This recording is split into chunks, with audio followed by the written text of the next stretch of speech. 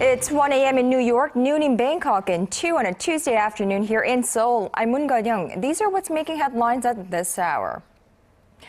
With the overall look of the local elections more or less shaped up, rival parties are pouring out policy pledges with one focus: safety measures.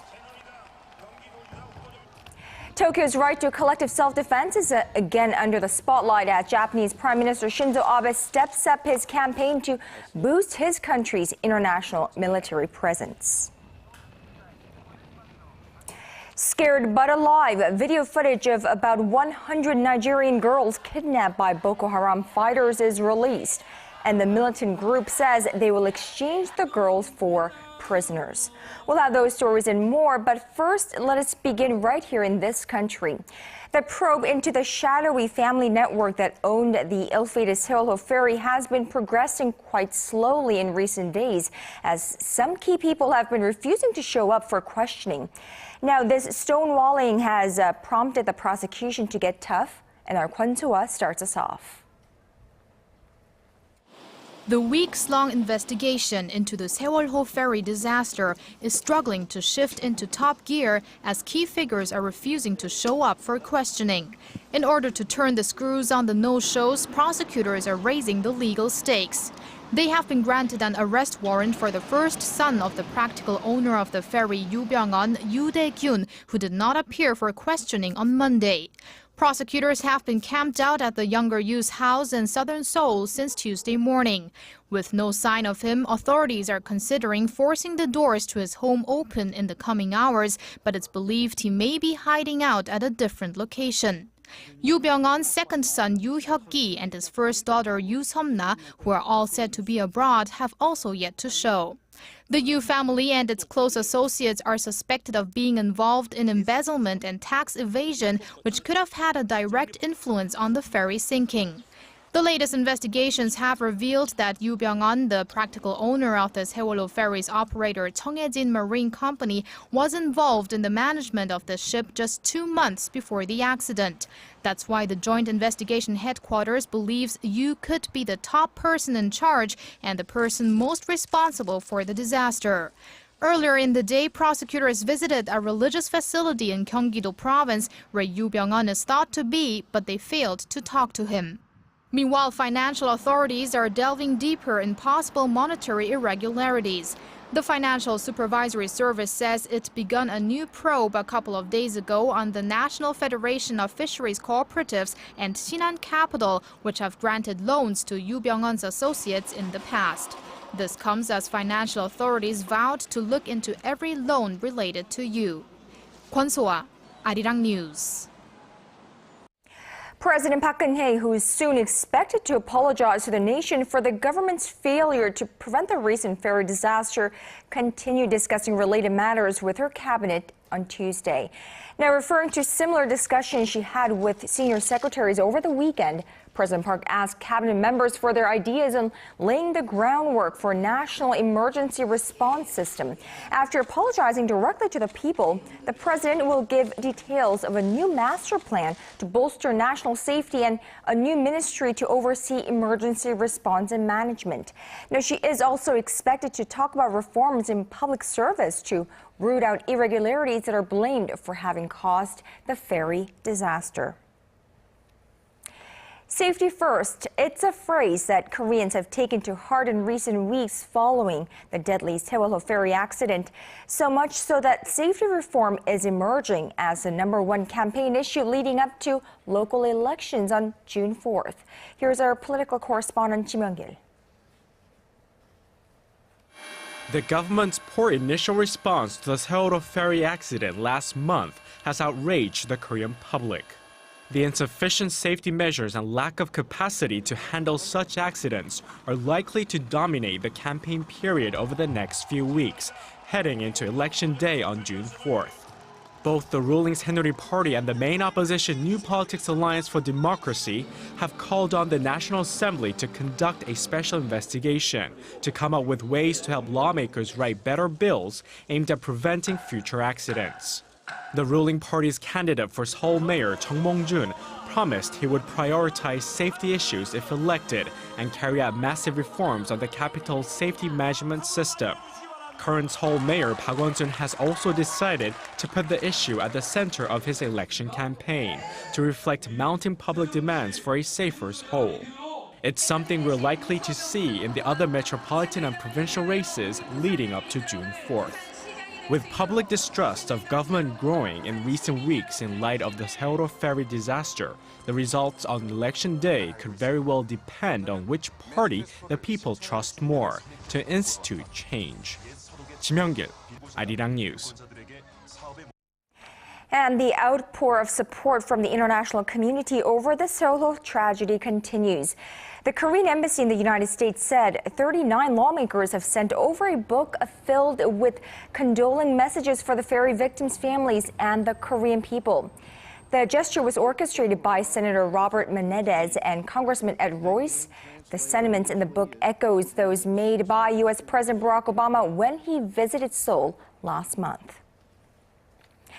Now, shifting our focus, Japan is taking big strides in its push to regain the right to collective self-defense or the ability to react militarily in certain limited situations.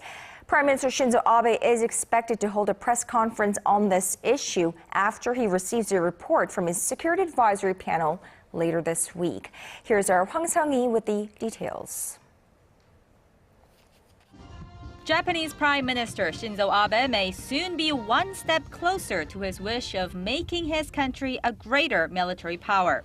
Japan's state-run broadcaster NHK reported Monday that Abe's Security Advisory Panel will submit a report this week in support of Tokyo's right to collective self-defense. The Japanese leader is expected to hold a press conference when the report is submitted to shore up public support for lifting the self-imposed ban. According to Kyodo News Agency, Japan will exercise the right only when contingencies in surrounding areas, including the Korean peninsula, pose a direct threat to Japan's security.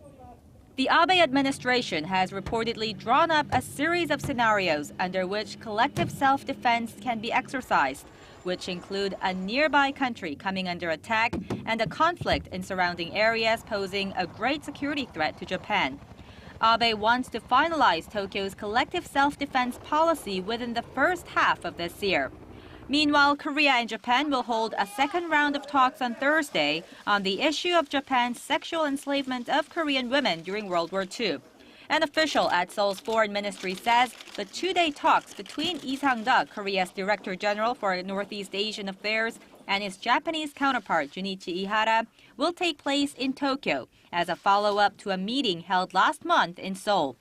Lee is expected to reiterate Seoul's demand for an official apology and legal compensation from Japan for the Japanese military's wartime sexual slavery of Korean women.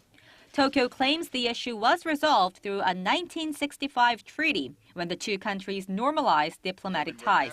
Around 200,000 women, mostly Korean, were forced to serve the Japanese army in comfort stations in the early 20th century. Hwang Sang-hee, ARIRANG News.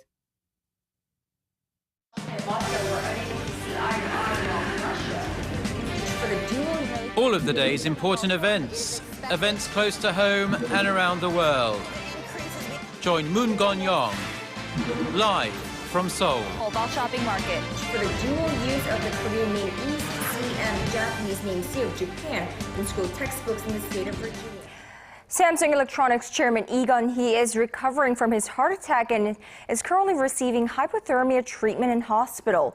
The Samsung Medical Center in southern Seoul says Mr. Lee was scheduled to end the treatment this morning, but the doctors decided to continue with it to minimize any possible damage to the 72-year-old's heart and the brain. Now, hypothermia treatment keeps the body at a temperature of between 32 to 34 degrees Celsius to prevent toxic materials from generating in the blood. Now, even after that treatment ends, doctors say they will keep Lee sedated for the time being. He is reportedly in stable condition and breathing on his own. So, Lee Gun-hee, he is the chairman of Asia's largest technology firm and the world's largest smartphone maker. He played a huge role in making Samsung Electronics a global company. The 72-year-old chairman remains in hospital, but his sudden health care hasn't spooked investors at all. In fact, as our Kim Ji-yeon reports, the company's share price has shot up over the last 2 days. One day after Samsung Electronics chairman Lee Gun-hee was hospitalized, shares of the tech giant gained the most they had in 9 months. Shares of the company jumped 4% on Monday, closing the day at around $1,400. As of Tuesday, shares of Samsung Electronics had risen 1.4% in midday trading. Analysts say Samsung's succession plan played a big part in the gain, as the company has a contingency plan for such events. Lee son Chae-yong is likely to inherit Samsung Electronics, the flagship of the group. He and his 2 sisters will be splitting off some of the group's other affiliates. Chairman of Advanced Capital Partners James Looney told ARIRANG that efforts to make the group's governance system and the succession plan should help it stay globally competitive. I view the recent changes as being positive. They clearly had Lee Gun-hee's hand involved in them. Therefore, the man who probably knows the most about the Samsung Group was behind the architecture of the changes that have been made. I expect that Samsung today is in probably as good a condition as it could be under the circumstances of its chairman's health challenges. The succession is also expected to speed up the restructuring of Samsung Group. Samsung Securities Company, Korea's largest brokerage by market value, will sell its entire stake to Samsung Life Insurance Company. Another affiliate information and communication technology provider, Samsung SDS Company, plans to sell shares in Korea this year. This is not the first time Chairman Lee's failing health had been in the minds of global investors. Lee was hospitalized back in 2008 and again in 2009, but both times shares of Samsung Electronics gained. Kim Ji-yeon, ARIRANG News. And it's no wonder why Samsung Electronics shares remain strong. The tech giant grabbed a bigger stake of the global tablet PC market in the first quarter of this year. Market research firm Strategy Analytics says Samsung made up 22.6% of the tablet PC market share in the first 3 months. Apple held on to its #1 position with 29% market share. But analysts note a significant drop in Apple's figures, with the company having enjoyed a 40% market share in tablet PCs in the first quarter of last year. Noting that Samsung has been able to expand its presence through diverse product portfolios, the research firm predicted the South Korean firm would continue to narrow the gap with Apple.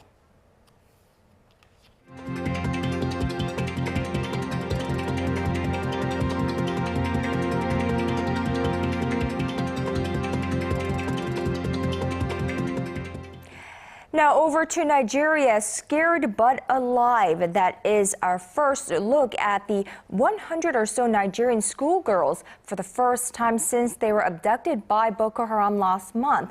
And Nigerian authorities are trying to identify and confirm the identities of those girls who are imprisoned in the camps. And now the Nigerian Boko Haram militants are proposing a swap of those girls with their prisoners. Here's our Shin Se-min with the details. A new video has been released by the leader of Boko Haram, who says he will free the nearly 300 schoolgirls who were kidnapped by the terror group 1 month ago if detained members of his terror group are released from Nigerian prisons. The 27-minute video gives the world its first glimpse of some of the teenage girls who were kidnapped in mid-April from their boarding school in the northern state of Borno. About 136 girls are shown in the video, just under half of the total abducted. They are seen dressed in colorless hijabs, many of them barefoot, citing the first verse of the Quran. Boko Haram leader Abu Bakr Shakau says in the video that the schoolgirls have converted to Islam. والله بالله الذي لا إله إلا هو هؤلاء البنات لا نتركهن إلا بعد ما تركتم إخواننا. Nigeria's interior minister has rejected the offer, but the information ministry said all options would be explored. Local officials have begun distributing the video to families of the victims in an attempt to identify them. The nation is now getting international help in securing their release. The US and UK already have teams on the ground, and an Israeli counterterrorism team is on its way to the country. French President François Hollande also invited European and American officials, along with leaders from Chad, Cameroon, and Niger, to a summit on Saturday that will focus on countering the prolonged Boko Haram threat. The militant group has been engaged in a violent campaign against the Nigerian government since 2009. Shin Se-min, ARIRANG News. Separatists in the eastern regions of Donetsk and nearby Luhansk in Ukraine declared independence after Sunday's referendum vote. They claimed 89% and 96% of voters respectively agreed they wanted self-rule. Now, a leader of the so-called Donetsk People's Republic is appealing to Russia to listen to the will of the people and absorb it. Ukraine's acting president Alexander Turchinov discounted the polls as nothing more than propaganda, a farce by terrorist separatists. The West has called the referendum illegal. Russia says it expects its results to be implemented in a civilized manner. Now, meanwhile, the European Union has added 13 more individuals to its sanctions list, including an aide to the Russian president, as well as 2 Crimea energy companies.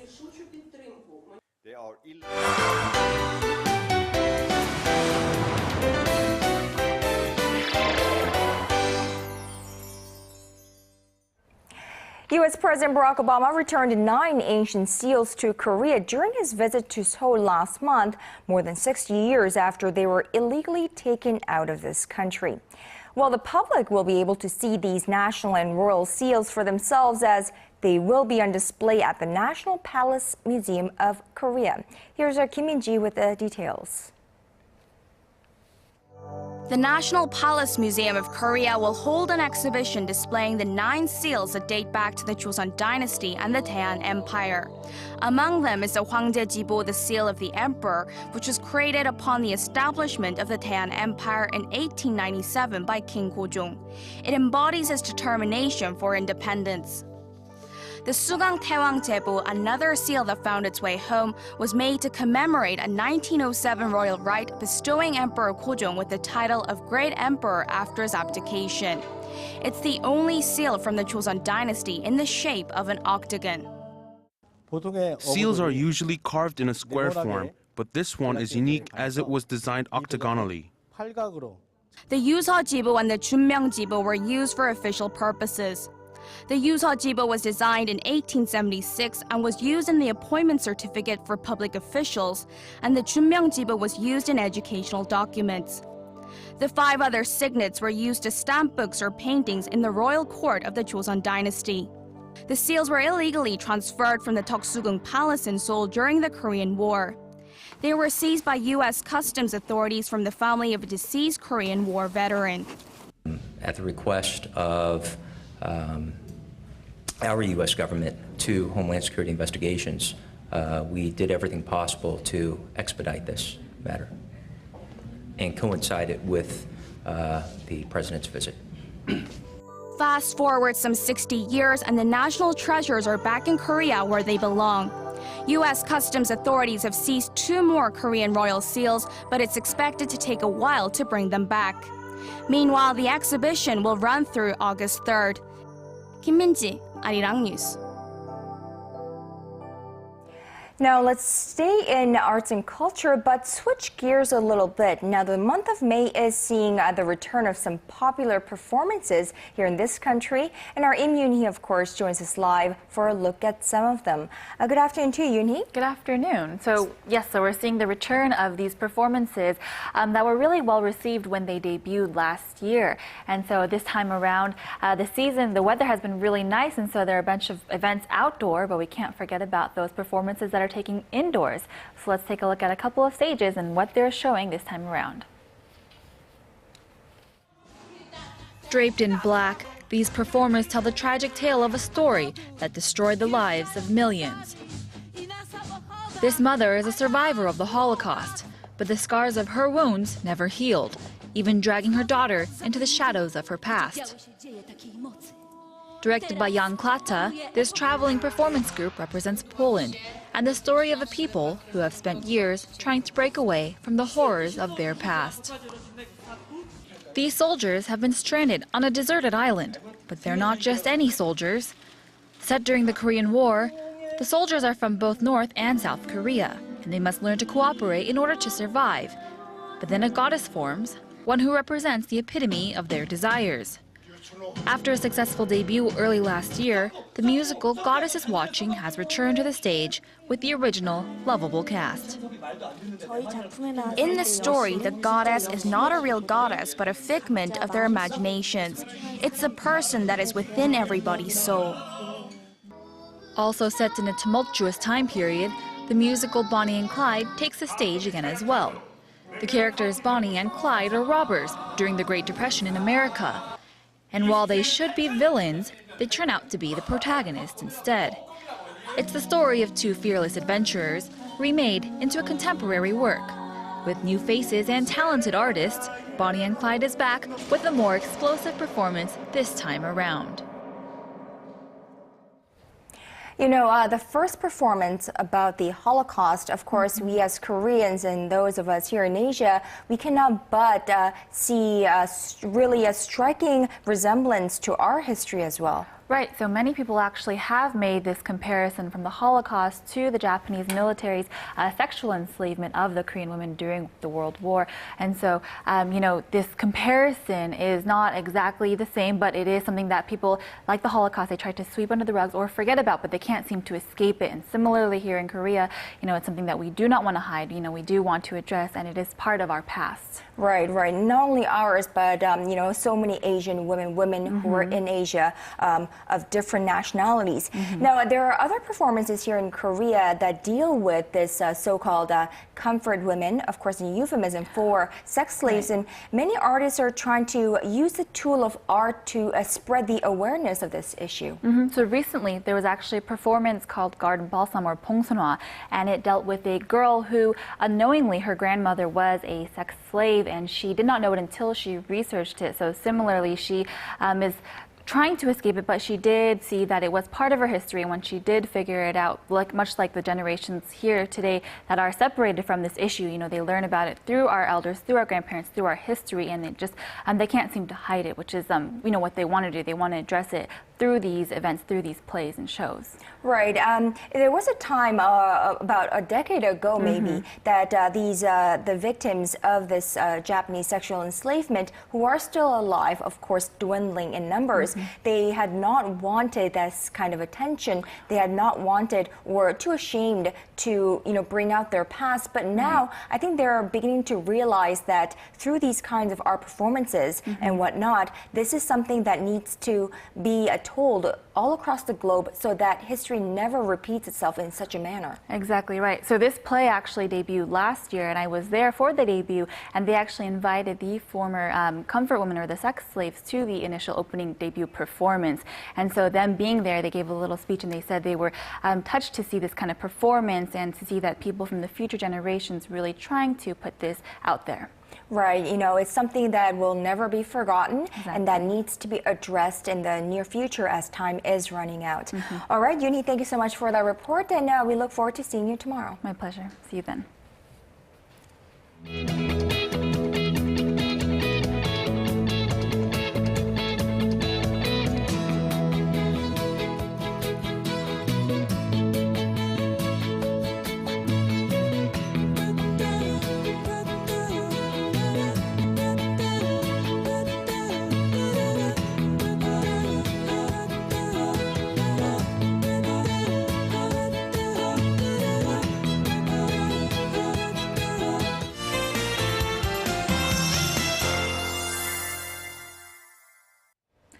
Now, we're experiencing early summer-like weather in Seoul today, and in a sure sign that summer is nearly upon us, fountains at the park and the capital are being switched on after months of lying dormant.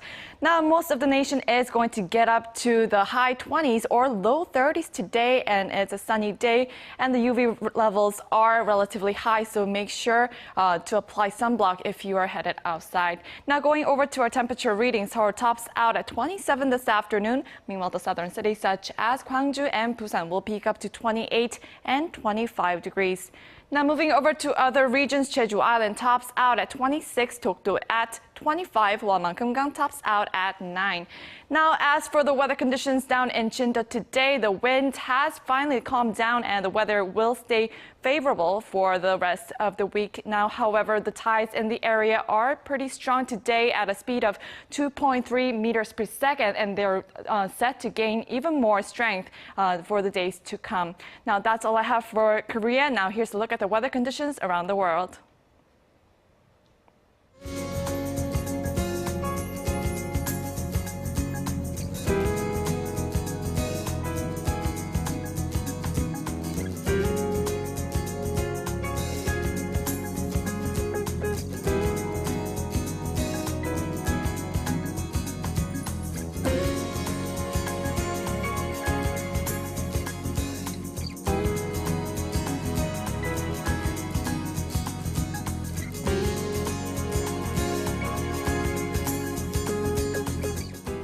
And that's just about all for me at this hour. I'm Moon Gon-young. Check back with us at 4 p.m. Korea time for Business Today.